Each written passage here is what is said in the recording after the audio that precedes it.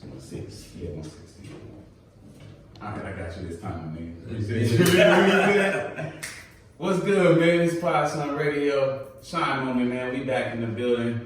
For all my people that have been fucking with me for these last 3 years, God bless y'all. I know y'all ain't had no reason to. I mean, you know the show is dope and everything, but I say that for the fact that sometimes when you don't have people fucking with you for the gimmicky shit, sometimes people don't want to come on board in this viral microwave culture that we live in. So shout out to y'all, man. Y'all see who I got next to me, man? We got already a young Phoenix legend, you know what I mean? Because right now we in the middle of LA. I don't know what these cities is called out here, but we somewhere in LA in a big ass house that he said they just playing. We got my man Mitch from the home team, 400 in the building. What's up with it? What's the deal, nigga?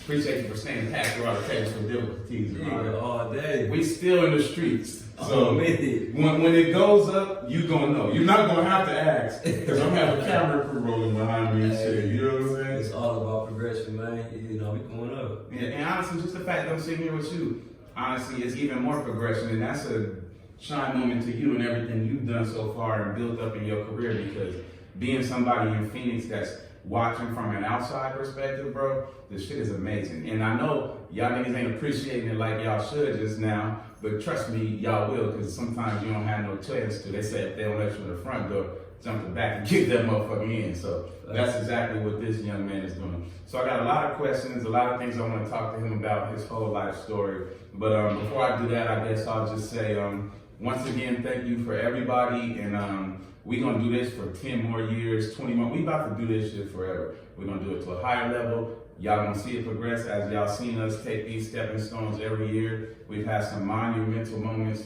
We ain't sold our soul just yet, at least, you know what I'm saying? Because we ain't got the right bag. But, so yeah, we're going to keep going hard, keep bringing you quality content. And I just want you to look at any other journalists that might have been black and ended up making something of themselves. And I guarantee you I'm ahead of them at this stage in my life. But just watch where it goes. So thank y'all for that. We'll put some applause right there. But the man of the hour, man, money making Mitch, man. You know, he even done his thing. He done traveled the world. He got some hit records. I mean, he's produced some motherfucking hit records. He's done some real big shit out here. But let's always rewind it back from the beginning. And cheers, my nigga, because he brought us some wine. It was probably some expensive shit, some shit LeBron drink. But so let's start from the beginning, dog. Talk to us, because obviously Phoenix claims you, but you were born in Houston. So talk about coming up in Houston. Shit, yeah, like it all started in Houston. Really grew up on like Chopper Screw music, DJ Screw, Big Mo, Pimp C, all of that. My cousin actually at the time, he was signed to a label, Young Roll label, and you know he would just freestyle all day. Yeah. You know, I had a little pencil. You know, I would make the beats with the pencil. You know, I used to do back in middle school. Yeah. And that's kind of how it all started. My whole family, they played the drums, so that's where like the whole music shit started. Just being in Texas, just fucking with the music, fucking with like freestyle culture, and then yeah. How long was you? And I'm gonna cut you off, but how long was you in Houston? Like up until what point? When did you move to Arizona? Yeah, so I was born in Houston. My whole family in Houston. My mama and my pa split up. I actually moved to Arizona when I was 5.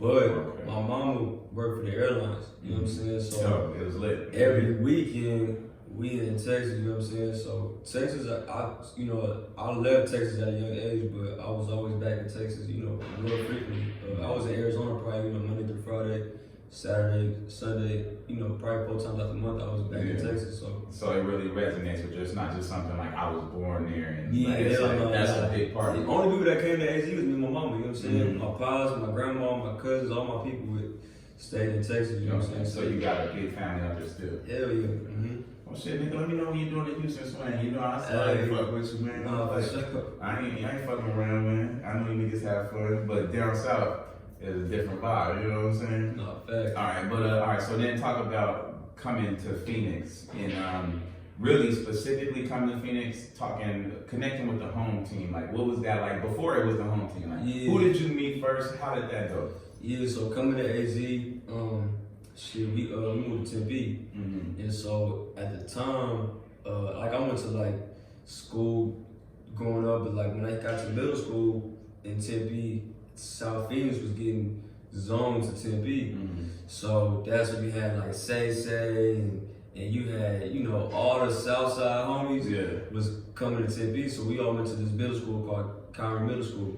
And so that's where I met Waves at, that's where I met Don P at, you know what I'm saying? That's where I met a lot of like my day one homies at.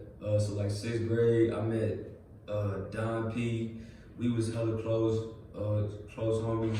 And then the next shout out Don P, that's my you know, shout out my nigga Don P, he coming up on the rap shit right now. But so that's where it all started off, Kyron Middle School, man, Tempe. All right, and also that's what I wanted to pretty much transition to. So and obviously as objective as you can be, and I know it's probably hard because y'all niggas is brothers and shit like that. But so what do you see, like, because obviously everybody on the home team doing their thing musically, but what do you see coming for the niggas, like, as far as the music shit goes and what they doing, what they're putting out musically?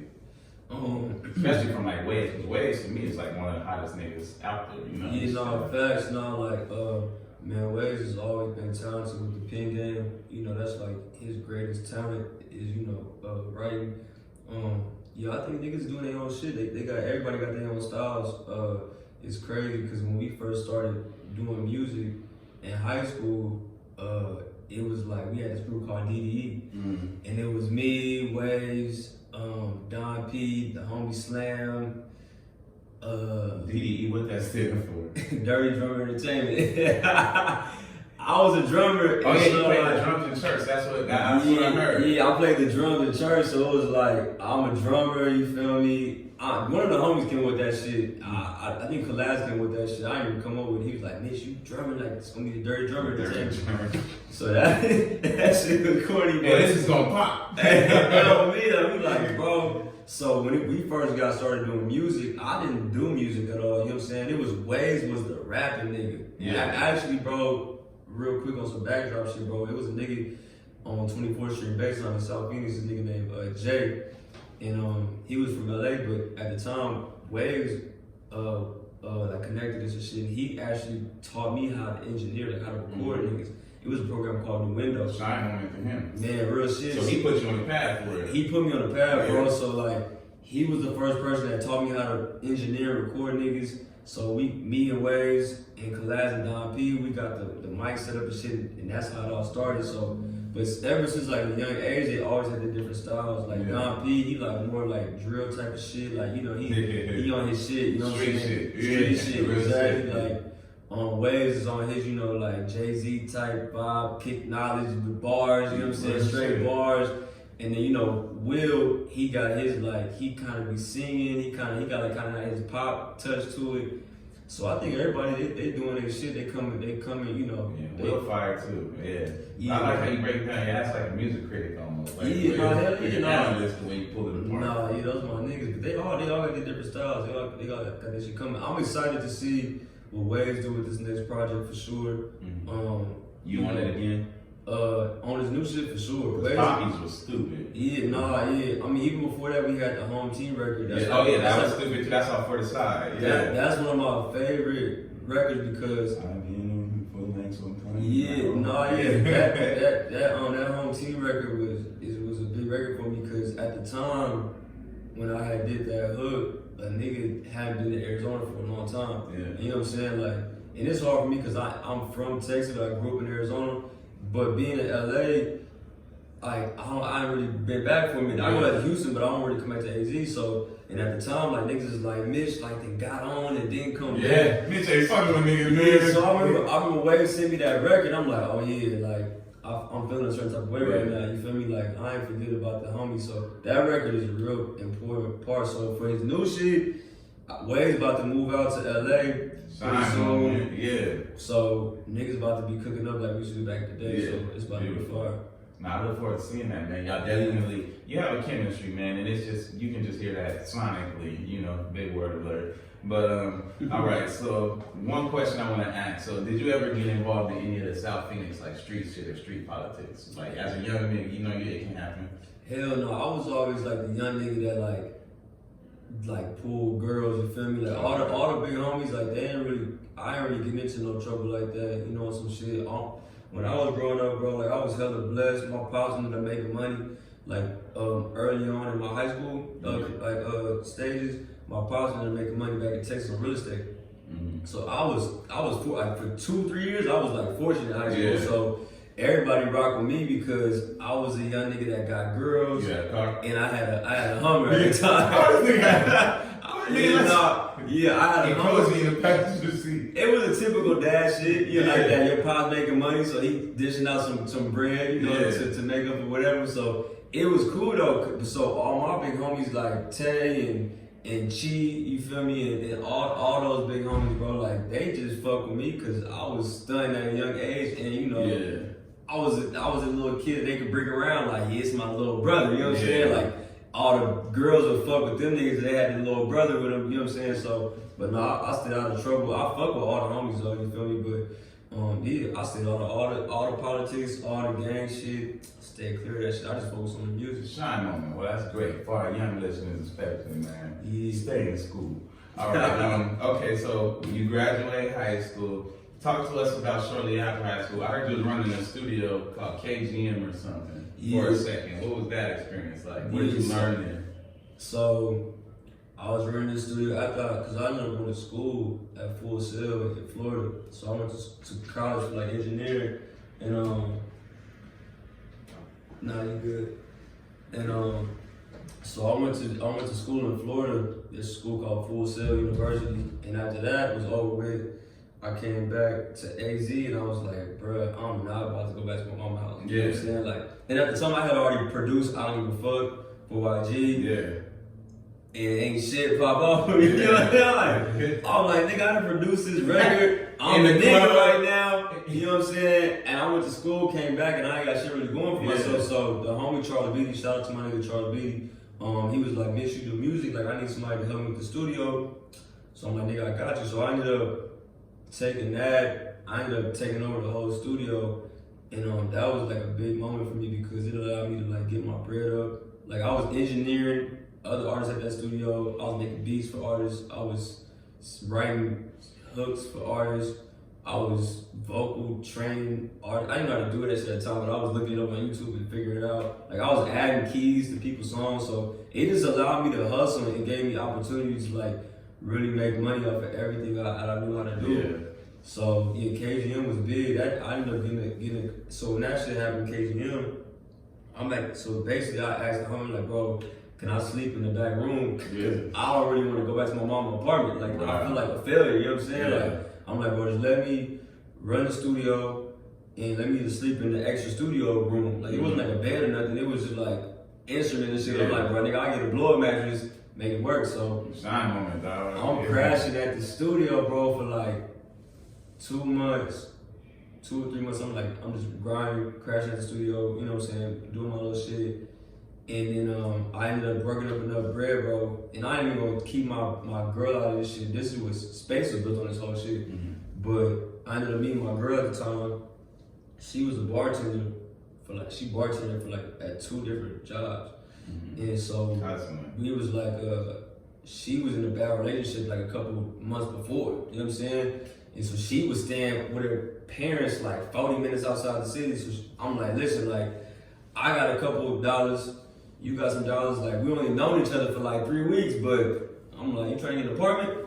She like, let's do it. So that's when like I got an apartment in Scottsdale and got up out of there. But that shit, KGM was a really big stepping stone for me after college because it was like, nigga, I could have did that and went back home, you know what I'm saying? Yeah. I'm glad I stuck it out. No, that's major. All right. So briefly give us the experience at Full Sail University. How was that for you? And like, what did that do for you going forward?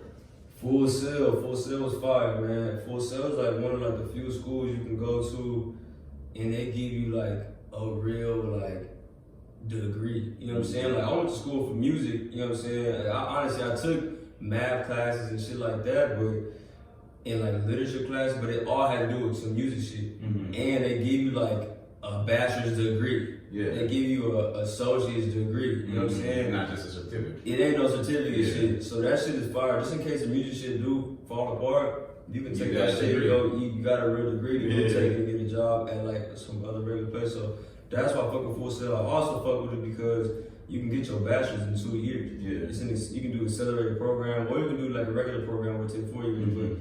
You know what I'm saying? I fuck with Full Sail. Only down part about Full Sail is they don't have like no dorms. But as a grown man, I'm not tripping. Yeah. That's only bad. You gotta like get your money up a little bit because you gotta get an apartment down there. Yeah. So that's like the only thing. But yeah, man, Full Sail is fire. I love that shit. No, that's dope. That's good that you actually did everything that it took, including getting an apartment and stuff. All right, so you was talking about the album Real Fuck. So I want you to expand on what it was like when you met YG, and I know you said shit didn't pop off right after that, but was it at least lucrative for you? Did you get some bread out of it? Yeah, so how that shit happened was me and my boys was doing the music shit, DDE shit, and we was really like, it was us doing it, and then it was like some other niggas in Arizona doing it. Yeah. It was E-Back at the time, with Eric Battle. Yeah, I've heard and so Eric Battle, and they was doing the same shit, so it was like us and him that was like doing music. So on our side, we was like more fuck with the South Side people, you feel me? Yeah. So it was like, alright, like, so when Will Clay went to the Olympics and he wanted to do a record. And the only niggas that he know that was on music was me and the homies. Yeah. So he like, hey Mitch, bro, like you making beats? I'm like, yeah. But like at the time, like even nigga Waves is not rapping on none of my beats. And you know what I'm saying? Like, none of these niggas rapping on my beats. Yeah, they weren't fucking with you. Hell no, they was not fucking on my beats. But yeah, Will was like, Mitch, bro, like, nigga, like, he pulled up in the new range. He's like, yeah, nigga, like, I saw YG in the club last night, like, I'm trying to do a song. Yeah. I'm like, yeah. He like, yeah, nigga, like, I need some beats. I'm like, bro, like, nigga, I be making trap shit and like Texas shit. Yeah. Like, nigga, I don't know how to make no West Coast beats. Yeah. He like, well, nigga, like, I need You some better, shit. yeah, figure it out. So, nigga, I cooked up like 5 beats. He like, nigga, we going to LA tomorrow. I'm like, damn. So I cooked up 5 beats in like a day. Like what I thought was some West Coast shit. Yeah. And shit, we flew to LA. And I played YG like 3 or 4 beats. Nervous in the motherfucker. And he literally heard the I Don't Give a Fuck beat. And it was like some cymbals and some extra shit in there. He was like, mute that, mute that, mute that, mute that. And after that was just like the lead, like the lead shit. And it was like the sub and like the drum, like the kick and the clap. And like, that was it. Yeah. And he recorded that shit like in that night. Like got his haircut, wrote his verse, and recorded that shit that night. And I remember like niggas coming in the studio like, what the fuck? So after that happened, I for sure got, you know, like pat on my back from like all the homies, and you know I was a nigga, but on some real like money shit, it was like a lot going on. You feel me? Like Muscle was coming up at the time. I think there was a lot of shit going on. Everybody so, thought it was a DJ Mustard beat. Yeah, a lot of people did. So like I think a lot of shit was going on. Mustard wanted me to be one of his producers, and like I just think it was so much going on. I just got lost in the sauce. Yeah. And so like that was crazy. You know what I'm saying? Because like I was supposed to be the nigga that just shot up after that, and it didn't happen. So yeah, it was a big moment for me. You know it did happen, but it happened in the right time. Facts. You know what I'm saying? Because you might have lost your fucking mind back then. You never. And that's what I always tell Waves and collabs. I'm like, bro, it's a blessing it didn't happen because I wasn't ready. You know what I'm saying? Like I ended up that beat popped off because I don't even know. Yeah.